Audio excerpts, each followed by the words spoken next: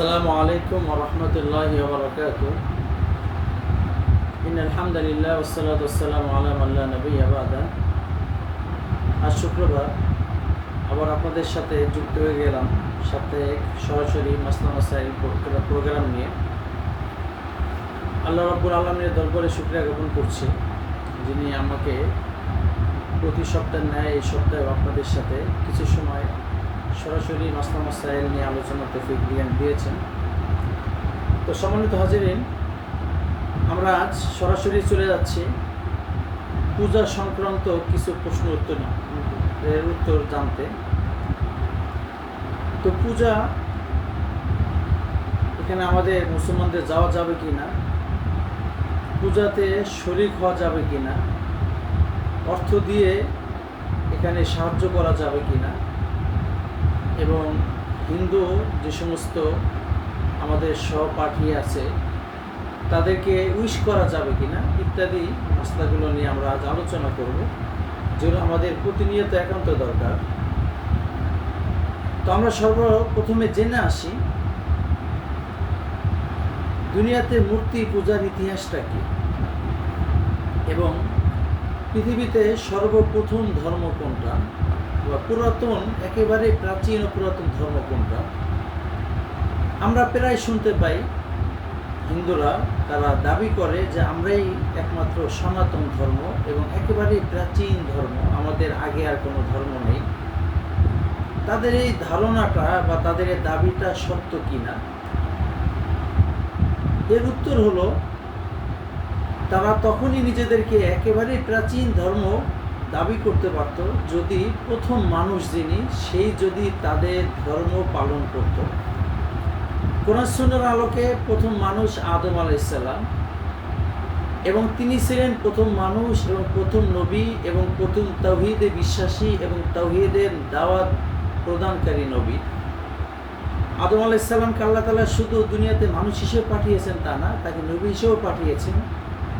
তিনি যেমন নিজে এক আল্লাহ বিশ্বাসী ছিলেন, শিরক মুক্ত ছিলেন, তেমনইভাবে তিনি তার সমস্ত সন্তানদেরকে এক আল্লাহ বিশ্বাসে দাওয়াত দিয়ে গিয়েছেন, দীক্ষা দিয়ে গিয়েছেন, শিক্ষা দিয়ে গিয়েছেন। এ কারণে আমরা দেখতে পাই আদম আলাইহিস সালামের সময় এক আল্লাহর ইবাদতকারী ছাড়া এবং এক আল্লাহ বিশ্বাসী ছাড়া তথা শতভাগ মুসলিম ছাড়া আর কোনো মানুষ ছিল না। আদম আলাইহিস সালাম প্রায় 1000 বছর দুনিয়াতে বেঁচে ছিলেন এবং তখন তিনি তার সন্তানদেরকে তাওহীদের দাওয়াত দিয়েছেন, একাত্মবাদী আল্লাহ তাআলার দিকে ডেকে গিয়েছেন। তিনি চলে যাওয়ার পরে তার সন্তানদের মধ্য থেকে একজন শীস আলাইহিস সালাম তিনিও নবী হন এবং তিনি যখন দুনিয়া থেকে চলে যাওয়ার পরে তিনি তার একান্ত কাছের 7 জন শাগরেদকে রেখে যান, যে 7 জন শাগরেদ অনেকটাই শীস আলাইহিস সালামের মতনই ছিলেন, মানুষের ইবাদত বন্দেগীর দিকে দাওয়াত দেওয়া ইত্যাদির দিক দিয়ে। এবং শীস আলাইহিস সালাম যখন দুনিয়া থেকে চলে গেলেন তখন ওই সময় উম্মতরা বড় ব্যথিত হলেন, ভেঙে পড়লেন, তবে তাদেরকে চাঙ্গা রাখলেন এই 7 জন শীস আলাইহিস সালামের একান্ত সহচর।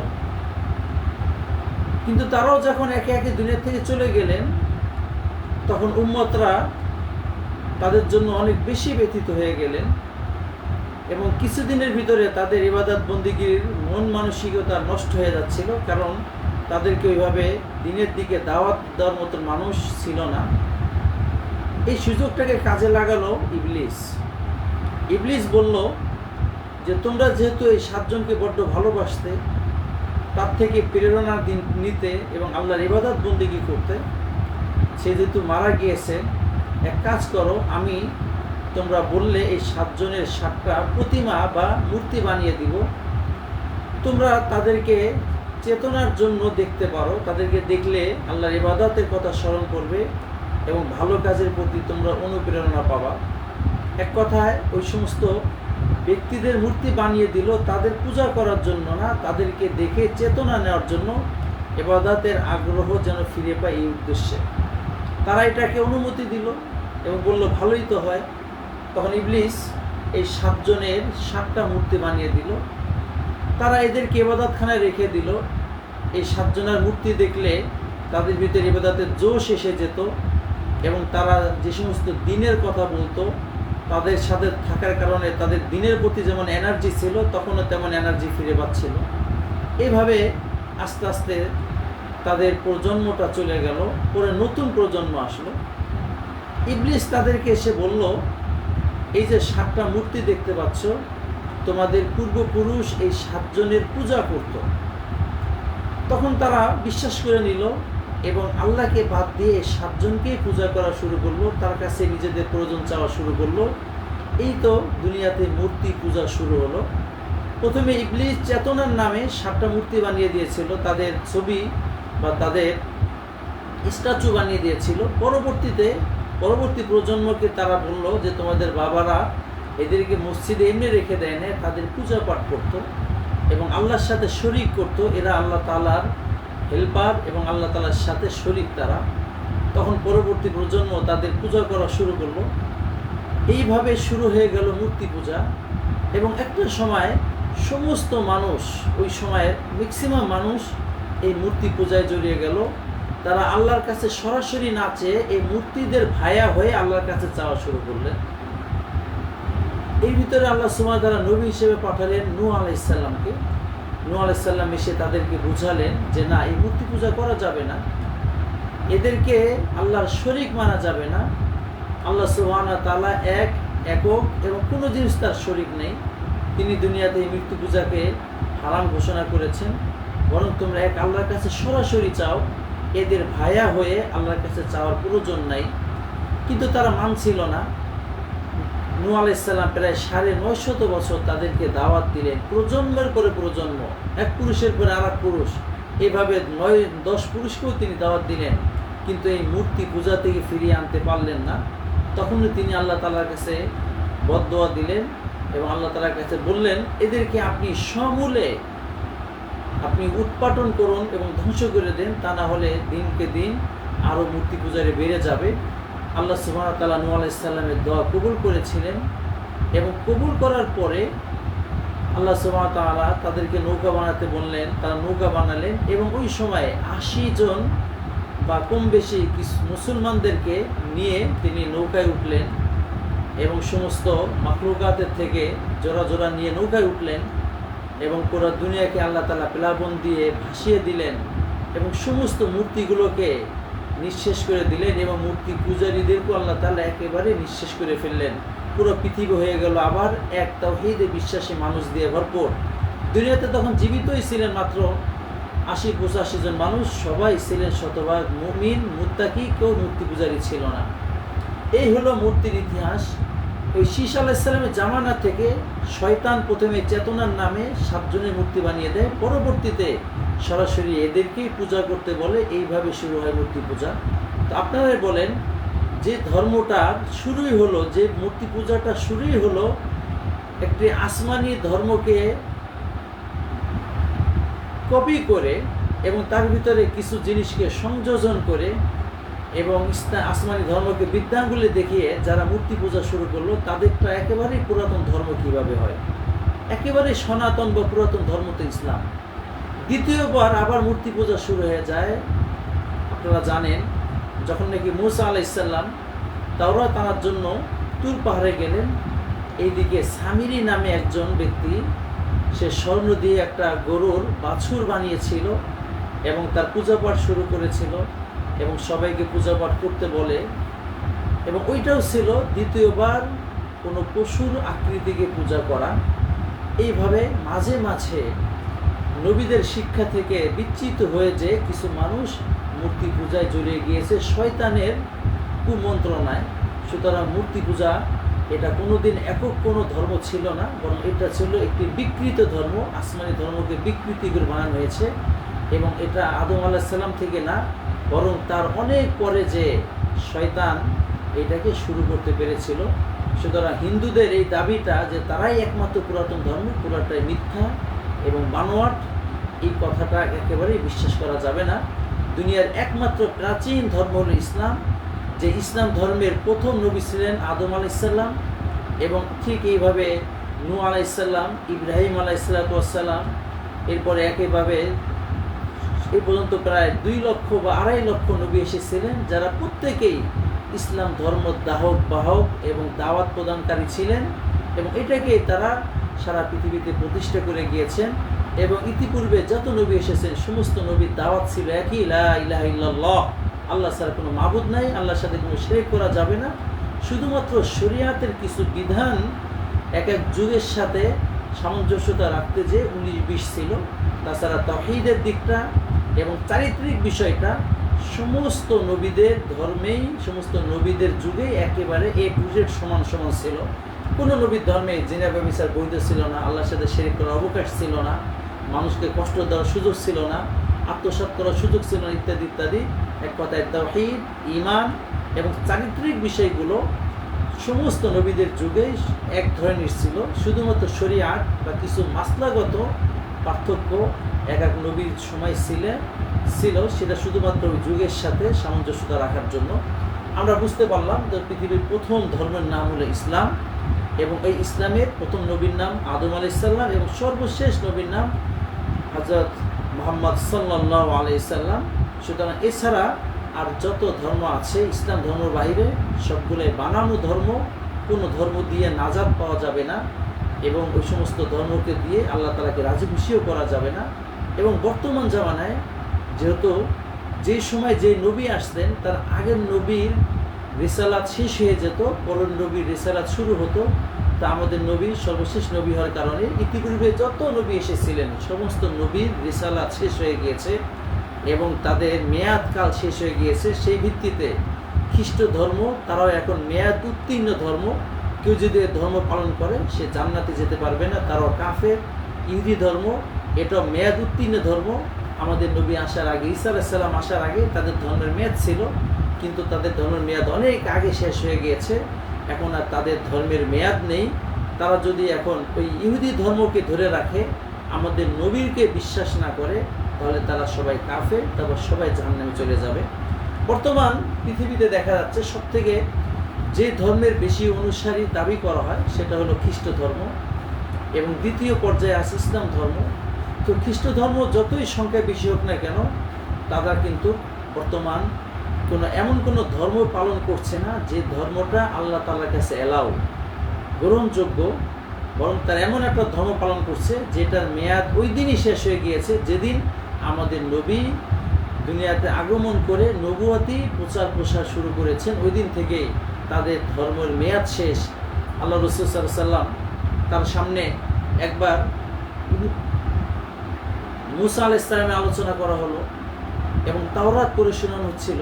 তিনি রেগে গেলেন এবং বললেন, এখন যদি মুসা আলাইহিস সালাম পুনরায় পৃথিবীতে ফিরে আসেন বা জীবিত থাকতেন, তারও আমাকেই অনুসরণ করে চলতে হতো, সে তার নিজের ধর্মকে প্রচার প্রসার বা পালন করতে পারতো না।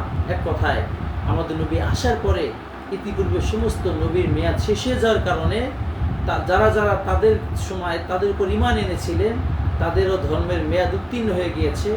তাদেরকে আবার নতুন করে আমাদের নবীর উপর ঈমান এনে তাদের ইসলাম ধর্মটাকে নবায়ন করতে হবে, তাহলে তারা হয়ে যাবে আল্লাহর কাছে মনোনীত ধর্ম, অন্যথায় তারা হয়ে যাবে কাফের এবং পরকালের শাস্তিপ্রাপ্ত। সেই জন্য আল্লাহ সুবহানাহু ওয়া তাআলা কালামে পাকের মধ্যে ওপেন ঘোষণা দিয়েছেন, ইন্না দীনা ইনদাল্লাহিল ইসলাম, আল্লাহ তাআলার কাছে একমাত্র মনোনীত ধর্ম ইসলাম। এবার আসুন দ্বিতীয় প্রশ্নে আমরা আসি। ইসলাম কি অন্যান্য ধর্মকে সম্মান করতে বলে কি না, নাকি তাদেরকে শুধুমাত্র ধর্ম পালন করার সুযোগ দেয়, বা তাদের ধর্মের ব্যাপারে আমাদের ব্যবহার কেমন হওয়া উচিত? এর উত্তর হলো, ইসলামই একমাত্র ধর্ম যে ধর্ম সহাবস্থান বিভিন্ন ধর্মের লোকদের সাথে এক জায়গায় বসবাস করার অনুমতি দেয়, নাম্বার 1। নাম্বার 2, ইসলাম ধর্ম অন্যান্য ধর্মাবলম্বীদেরকে জোর করে মুসলমান বানানোকে হারাম ঘোষণা করেছে, অনুমতি দেয় না, বরং অন্যান্য ধর্মকে পালন করার অনুমতি দেয়, যে তারা পালন করতে পারবে, তাদের ধর্ম পালন করার ক্ষেত্রে বাধা দেওয়া যাবে না, তবে তাদের ধর্মকে সম্মান করা অনুমতি ইসলাম ধর্ম দেয় না। তাদের ধর্মকে সত্য ঘোষণা দেওয়ারও ইসলাম ধর্ম অনুমতি দেয় না, এবং সত্য ধর্ম সাথে যেমন আচরণ করা হয় এমন কোনো আচরণ অন্যান্য ধর্মের সাথে করার অনুমতি দেয় না। সোজা কথায় তাদের ধর্ম পালনে ইসলাম বাধা দেয় না, তবে তাদের ধর্মকে সমর্থনও করে না, এবং এইভাবে শ্রদ্ধা করাও নিষেধ করেছে, যে পরিমাণ যেভাবে শ্রদ্ধা করলে তাদের ধর্মটাকে সঠিক ধর্ম মনে করা হয়। সেই কারণে অন্য অন্য কোনো ধর্মকে সম্মান করা, সঠিক ধর্ম মনে করা, শ্রদ্ধার চোখে দেখা সম্পূর্ণ হারাম এবং ঈমান চলে যাওয়ার কারণ। তবে তাদের ধর্ম পালন করার স্বাধীনতা ইসলাম দিয়েছে। তারা ধর্ম পালন করলে আপনি তাকে জোর করে বাধা দিতে পারবেন না, তাদের প্রতিমা ইচ্ছা করে ভেঙে আসতে পারবেন না, এবং তাদের এবার পূজা মণ্ডপে আপনি হাঙ্গামা চালাতে পারবেন না। যেটা পারবেন সেটা হলো আপনি তাদের এই দিনগুলোতে তাদের জন্য আল্লাহর কাছে হেদায়েত চাইতে পারবেন, এবং পাশাপাশি ইসলাম যেভাবে তাদেরকে তাদের ধর্মগুলো পালন করার স্বাধীনতা দিয়েছে, এরকম স্বাধীনতা আপনাকে দিতেই হবে। তৃতীয় প্রশ্ন আমরা চলে যাই, অন্য ধর্মদের যখন পূজা পাঠ হয় বা পূজা আসে তখন তাদেরকে শুভেচ্ছা জানানো যাবে কি না। দেখেন, কোনো জিনিসের শুভেচ্ছা তখনই জানানো হয় যখন ওই কাজটাকে বৈধ, ভালো, সম্মানের কাজ মনে করা হয়। যেমন কেউ যদি বিবাহ করে আমরা বিবাহের শুভেচ্ছা জানাই, কিন্তু কেউ যদি চুরি করে আমরা তাদেরকে চুরির শুভেচ্ছা জানাই না, কেননা এটা ভালো কাজ না, নিষিদ্ধ কাজ। ঠিক তেমনইভাবে ইসলাম ধর্মে যেহেতু আল্লাহর সাথে পূজা করা, আল্লাহর সাথে শিরক করা এটা নিষিদ্ধ কাজ এবং সবথেকে বড় গুনাহ শিরক, আল্লাহর সাথে শিরক করা, তাই এটাকে আপনি কিভাবে শুভেচ্ছা জানাবেন? আপনি শুভেচ্ছা জানানো মানেই তো আপনি এটাকে বৈধ, ভালো, সম্মানের কাজ মনে করছেন। যেভাবে কেউ বিয়ে করলে আপনি তাকে শুভেচ্ছা জানান, কেউ তো ব্যভিচার করলে শুভেচ্ছা জানানো হয় না, ঠিক তেমনইভাবে ইসলাম যেহেতু এটাকে নাজায়েজ কাজ এবং সবথেকে বড় পাপাচার মনে করে শিরক করা, আল্লাহর সাথে পূজা করা, তাই এখানে শুভেচ্ছা জানানোর সুযোগ মুসলমানের নাই। তাহলে কি বলতে পারবে তাদেরকে যদি সে রাষ্ট্রপ্রধান হয়, তাদেরকে শুভেচ্ছা না, তাদেরকে এই কথা বলবে যে ইসলাম ধর্মে যেহেতু আপনাদেরকে আপনার ধর্ম পালনের স্বাধীনতা দিয়েছে, আর আমাদেরকে আপনাদের এই সমস্ত ক্ষেত্রে নিরাপত্তা দেওয়াটাকে ইসলাম আবশ্যক করে দিয়েছে, তাই আপনাদের নিরাপত্তার জন্য আমরা আপ্রাণ চেষ্টা করে যাচ্ছি। আমাদের পক্ষ থেকে আপনাদের এই পূজা পাঠে আমরা কোনো বাধা দিব না, আপনারা আপনাদের মতন করে পূজা করতে পারেন। বাস আপনি এইভাবে কথাগুলো বলতে পারবেন, কিন্তু এইভাবে বলার সুযোগ নেই যে আপনাদের পূজার শুভেচ্ছা রইল, এই পূজা পুরো দেশ ও জাতির জন্য মঙ্গল বয়ে আনবে, কল্যাণ বয়ে আনবে, এরকম বলার সুযোগ নেই। কারণ এইভাবে বলা মানে তাদের ধর্মকে সত্য বিশ্বাস করা। মনে রেখেন, সবার আগে আল্লাহ, সবার আগে ইসলাম, সবার আগে দেশও না, সবার আগে আমার ব্যক্তি স্বার্থও না, পৃথিবীর কোনো কিছু সবার আগে না। সবার আগে ধর্ম এবং আল্লাহ সুবহানাহু ওয়া তাআলা এবং তার রাসূলের বিধান, এরপরে দেশ, এরপরে নিজের ব্যক্তিগত স্বার্থ। সুতরাং আল্লাহ সুবহানাহু ওয়া তাআলা যেটাকে হারাম বলেছেন তার সাথে একাত্মতা প্রকাশ করার, ওইটাকে ভালো চোখে দেখা, নরমালাইজ করার কোনো সুযোগ ইসলামে নেই। যদি কেউ করতে চান তাকে দুনিয়ায় পেতে হবে, পরকাল থেকে পরিপূর্ণ মাহরুম হয়ে যেতে হবে, এবং দুনিয়াও আল্লাহ তাআলা তার জন্য লাঞ্ছনার জীবন দিবেন। যেহেতু আমাদের তৃতীয় খলিফা ওমর রাদিয়াল্লাহু আনহু বলতেন, নাহনু কওমুন কদ আযানাল্লাহু বিল ইসলাম, আমরা তো এমন জাতি আমাদের কোনো সম্মান ছিল না, আল্লাহ সুবহানাহু ওয়া তাআলা আমাদেরকে ইসলামের মাধ্যমে সম্মানিত করেছে। কেউ যদি ইসলামকে ছেড়ে দিয়ে অন্য ধর্মকে সেলুইট জানিয়ে, অন্য ধর্মকে মেনে নিয়ে, অন্য ধর্মর তোষামত করে নিজেকে সম্মানিত করতে চায়, আল্লাহ তাআলা তাকে লাঞ্ছিত করবেন, এটা আল্লাহ তাআলার ঘোষণা। তাই তাদেরকে ইসলাম যেইভাবে কথা বলতে বলেছে, যেই পরিমাণ তাদের স্বাধীনতা দিতে বলেছে, আপনাকে ওইটাই দিতে হবে। এর থেকে আগ বেড়ে যাওয়ার সুযোগ নাই। হয়তো দুনিয়াতে করে ভোট পাবেন, কিন্তু কবরটাকে সাপ দিয়ে ভরবেন। শুধু কবর না, আপনার দুনিয়াটাকে আল্লাহ তাআলা একেবারে কালো অধ্যায় বানিয়ে দেবে, জীবনের সমস্ত সুখ শান্তি কেড়ে নেবে। হয়তো বা কিছু টাকা পয়সা পেতে পারেন, কিন্তু সুখ শান্তি ইত্যাদি কিছুই পাওয়া যাবে না। আসুন, এই সমস্ত পূজার সময় পূজা মণ্ডপ দেখতে যাওয়া যাবে কি না? এর উত্তর হলো, যেখানে পূজা হচ্ছে ওখানে দেখতে যাওয়াও না জায়েজ, পূজা মণ্ডপে দেখতে যাওয়াও না জায়েজ। যেহেতু আল্লাহ রাসূল সাল্লাল্লাহু আলাইহি ওয়াসাল্লাম বলেছেন, মান কাসারা সাওয়াদা কওমিন ফাওয়া মিনহুম, কোনো ব্যক্তি যদি কোনো সম্প্রদায়ের ইবাদতখানায় যে বা ইবাদতের সময় ওখানে যে তাদের সংখ্যা ভারী দেখায়, আল্লাহর খাতায় সে তাদের ধর্মেরই একজন হিসাবে পরিগণিত হবে। তাই পূজা দেখতে যাওয়ার সুযোগ নেই। এবার আসুন, পূজায় টাকা দিয়ে শরীক হওয়া যাবে কিনা? না, পূজায় টাকা দিয়ে শরীক হওয়া যাবে না। তারা মূর্তি বানাবে, তাদের পূজার আসবাব কিনবে, পূজা সাজাবে, পূজা কেন্দ্রিক কোনো কাজে অর্থ দিয়েও সাহায্য করা এবং সমর্থন দিয়েও সাহায্য করার সুযোগ আপনি সমর্থনই দিতে পারবেন না। তারা করলে আপনি নিরাপত্তা দিতে পারবেন, কিন্তু তাদেরকে সমর্থন করা, এই ব্যাপারে সমর্থনও করা যাবে না। যেমন যেভাবে যখন বিরোধী দলরা মিছিল করে, তো যারা ক্ষমতা থাকে তারা কিন্তু এটাকে মেনে নিতে বাধ্য হয় বা তাদেরকে এটা করতে দেয়, কেননা তাদের এটা সাংবিধানিক অধিকার হিসাবে। কিন্তু এটাকে তারা সমর্থনও করে না, ভালো চোখেও দেখে না এবং কোনোভাবে এটার সাথে তারা যুক্ত হয় না। ঠিক অন্যদের পূজাটার ব্যাপারে আমাদের এমনই হতে হবে, আমরা না সমর্থন করতে পারবো না ভালো চোখে দেখতে পারবো। শুধুমাত্র যেহেতু ইসলাম তাদেরকে, কোরআন তাদেরকে এগুলো করার অধিকার দিয়েছে, সরাসরি বাধা দিতে নিষেধ করেছে, তাই আমরা বাধা দিতে যাব না। তাই অর্থ দিয়ে শরীক হওয়ার সুযোগ নেই। প্রশ্ন, যে সমস্ত পুলিশ ওই জায়গায় পাহারাদারির দায়িত্বে পড়ে তারা কি করবে? তাদের তো দেখতে হচ্ছে, পাহারা দিতে হচ্ছে। এর উত্তর হলো, রাষ্ট্রের জন্য আবশ্যক তার রাষ্ট্রে যে সমস্ত ধর্মাবলম্বী আছে তাদের ধর্ম পালনের স্বাধীনতা বা নিরাপত্তার ব্যবস্থা করা। এই নিরাপত্তার ব্যবস্থার স্বার্থে যাদেরকে ওখানে পাঠিয়েছে তারা শুধুমাত্র পাহারা দেওয়ার জন্য, জানমাল হেফাজতের জন্য ওখানে থাকতে পারবে। তবে যত সময় থাকবে আল্লাহর কাছে আশ্রয় চাবে, যেন হঠাৎ আযাব এসে তাদেরকেও ধ্বংস করে না দেয় এবং তাকেও ধ্বংস করে না দেয়। এবং যত সময় ওখানে থাকবে মনে মনে ইস্তেগফার করতে থাকবে এবং শুধুমাত্র নিরাপত্তার স্বার্থে থাকবে এবং ওটা দেখে মজা নেওয়া ইত্যাদির কোনো সুযোগ তখনও তাদের জন্য থাকবে না। রাষ্ট্রপতির তারা যেতে পারবে কিনা, তারা নিরাপত্তার ব্যবস্থা আছে কিনা, কোনো সমস্যা হচ্ছে কিনা এটা দেখার জন্য যেতে পারবে। অর্থাৎ ইসলাম তাদেরকে যে সুবিধাগুলো দিয়েছে সেগুলো তারা পাচ্ছে কিনা এটা দেখার জন্য যেতে পারবে। কিন্তু ওখানে যে তাদের সাথে একাত্মতা প্রকাশ করা, প্রয়োজনে কপালে সিঁদুর নিয়ে নেওয়া, তাদের মধ্যে একটু ঢোল ঢাল পিটিয়ে নাচানাচি করা ইত্যাদির সুযোগ ইসলাম দেয় নাই। আপনাকে এত উদার হওয়ার সুযোগ নেই। আপনাকে ইসলামের সীমানার মধ্যে থেকেই উদার হতে হবে।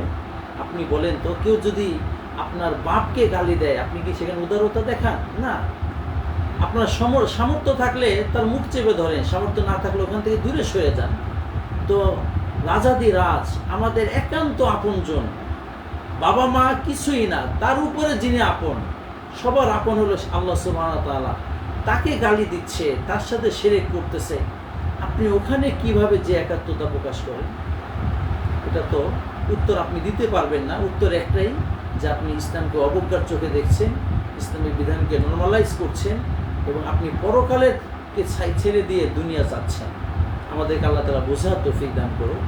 অনেক সময় দেখা যায় আমরা পূজা উপলক্ষে করে মোবাইলে শুভেচ্ছা বার্তা পোস্ট করি, এটা করা যাবে কিনা? না। উত্তর হলো এটাও করা যাবে না, এটাও করা নিষিদ্ধ। এবং যে সমস্ত আমাদের ক্লাস ফ্রেন্ড বা বন্ধু, কর্মের ক্ষেত্রে বন্ধু আছে, সহযোগী আছে, কোনো ভিনধর্মী মানুষ, হিন্দু ধর্মের লোক, তাকে কি উইশ করা যাবে কিনা বা তাকে শুভেচ্ছা জানানো যাবে কিনা টেক্সটের মাধ্যমে বা মুখ দিয়ে? না, সেটাও জানানো যাবে না। যেহেতু একটু আগে আমি বলে এসেছি, শুভেচ্ছা জানানো যায় বৈধ জিনিসে, হারাম কাজের শুভেচ্ছা তো জানানো যায় না। ইসলামে তো এটা শুধু হারাম না, যত কবিরা গুনাহ আছে সবথেকে বড় কবিরা গুনাহ হলো আল্লাহর সাথে শরীক করা। এটাকে আপনি কীভাবে উইশ করবেন, এর কোনো সুযোগ নেই।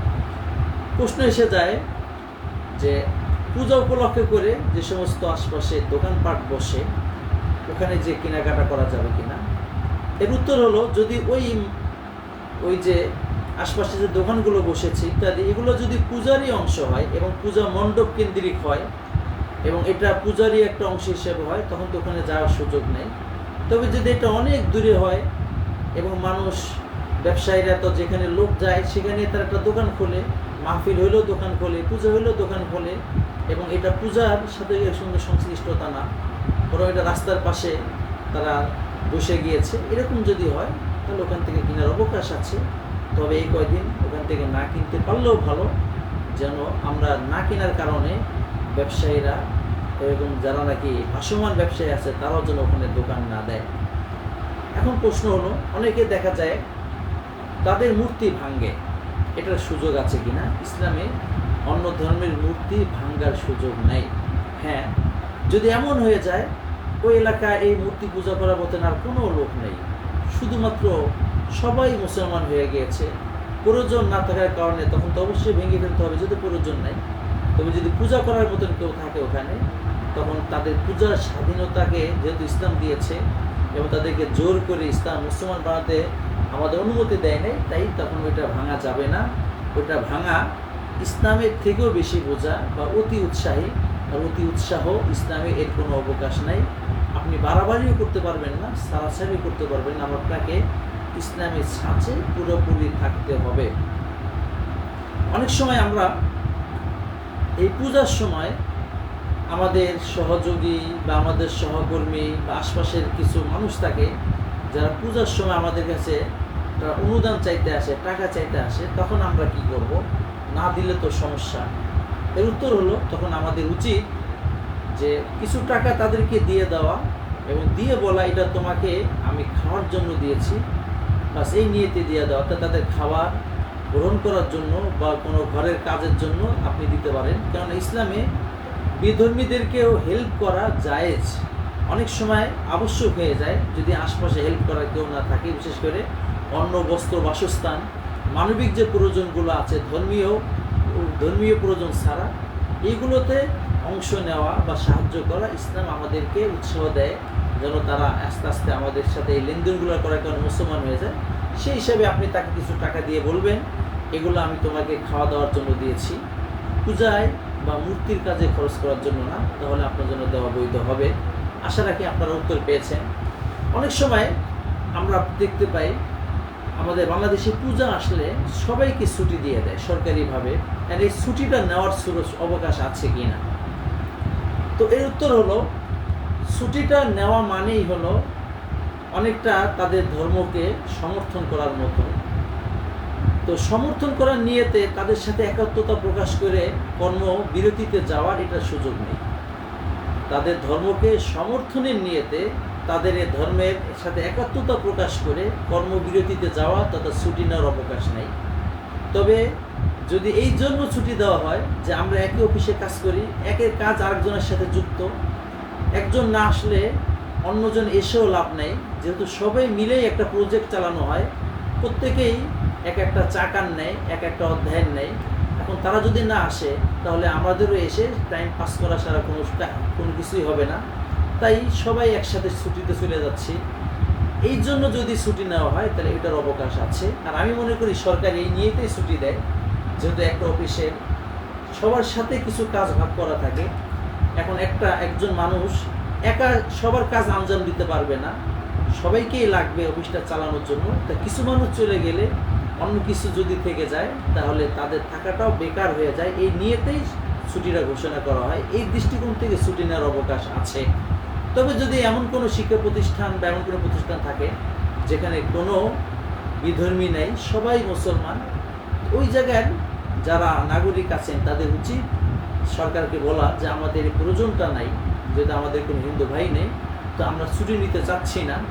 যদি ছুটিটা তো প্রয়োজনে দেওয়া হয়, আমাদের কোনো প্রয়োজন নেই এবং এই ছুটিটা আমাদের এইভাবে কোনো কাজেও আসবে না, তাই আমরা এই ছুটিটাকে নিতে চাচ্ছি না, এটা তাদেরকে জানিয়ে দেওয়া। এবং সরকারের উচিত তাদের ওই সময় ছুটিটা না দেওয়া, কারণ তাদের এই ছুটির প্রয়োজন নেই না, আবার বাস্তব পরীক্ষা আছে নাকি। এখন যদি বলতে পারেন যে এই ছুটিটা দেওয়া হচ্ছে তাদের ধর্মের সাথে একত্র প্রকাশ করার জন্য, এটার তো অবকাশ নেই, এটার অবকাশ নেই। এবং যেটার অবকাশ নাই সেটাকে আপনি কেন করতে যাবেন? আশা রাখি পূজা পাঠ হিসাবে আপনারা সবগুলো জানতে পেরেছেন এবং এই ব্যাপারে আমরা মোটামুটি আপনাদেরকে একটা বিষয়বস্তু জানালাম। সব থেকে যে জিনিসটা বলে আমি শেষ করতে চাচ্ছি, ইসলাম অন্যান্য ধর্মাবলম্বী ব্যক্তিদের তাদের ধর্ম পালনের স্বাধীনতা দেয় এবং স্বাধীনতা মেনে নিতেও আমাদেরকে বলে, তবে তাদের ধর্মকে সম্মান করতে বলে না, সঠিক মনে করতে বলে না এবং এমনভাবে তাদের ধর্মটাকে উইশ করা, সম্মান দেখাতে হারাম ঘোষণা করছে, যেভাবে দেখাইলে তাদের ধর্মটাকে সঠিক ধর্ম হিসাবে মানুষ মনে করে। আশা রাখি কথাটা বুঝতে পেরেছেন। আল্লাহ তাআলা আমাদেরকে আমল করার তৌফিক দান করুন। আজ আমরা এখানে শেষ করছি। আখিরি দাওয়ানা আলহামদুলিল্লাহি রাব্বিল আলামিন।